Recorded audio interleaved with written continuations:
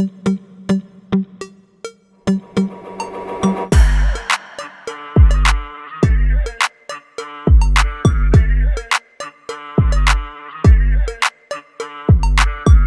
Everyone, welcome back to my channel. இன்றைக்கி இந்த வீடியோவில் தீபாவளி ரெசிப்பியாக ஃபஸ்ட்டு லட்டு எப்படி பண்ணலாம் அப்படின்னு பார்க்கலாம். வாங்க வீடியோக்குள்ளே போகலாம்.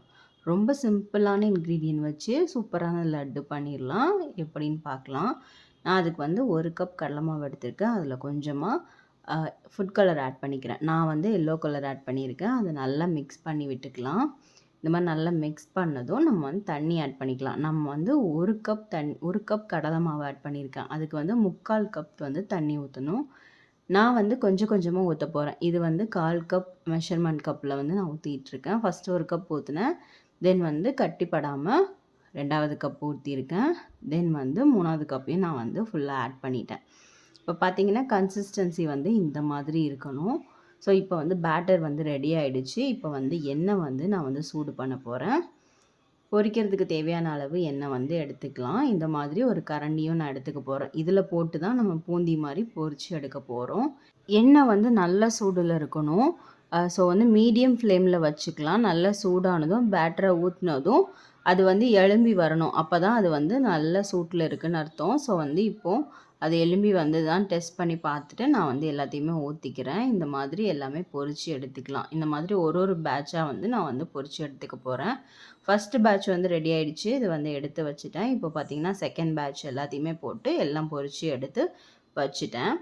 நான் வந்து 1 கப் கடலை மாவு ஆட் பண்ணியிருக்கேன். அதுக்கு வந்து 3/4 கப் வந்து சுகர் ஆட் பண்ணுறேன். உங்களுக்கு சுகர் அதிகமாக வேணும் அப்படின்னு நினச்சிங்கன்னா 1 கப் கூட ஆட் பண்ணிக்கலாம்.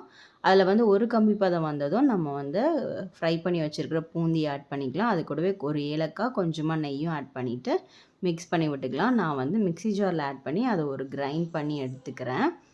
ஸோ வந்து இப்போ இப்படி தான் இருக்குது. இதில் வந்து லட்டு பிடிக்க ஸ்டார்ட் பண்ணலாம். சூடு வந்து ஒரு மிதமான சூட்டில் இருக்குது. ஸோ அப்போவே வந்து நான் வந்து லட்டு பிடிக்க ஸ்டார்ட் பண்ணிட்டேன்.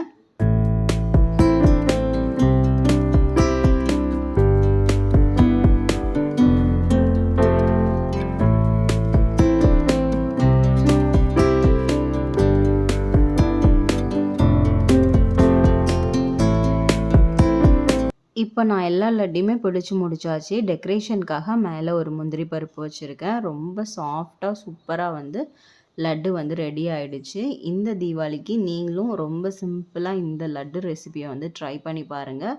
இந்த வீடியோ பிடிச்சிருந்ததுன்னா லைக் பண்ணுங்கள், ஷேர் பண்ணுங்கள், மறக்காமல் சப்ஸ்கிரைப் பண்ணுங்கள். இதே மாதிரி இன்னொரு வீடியோவில் நான் உங்கள் எல்லாருமே மீட் பண்ணுறேன். அது வரைக்கும் பாய்.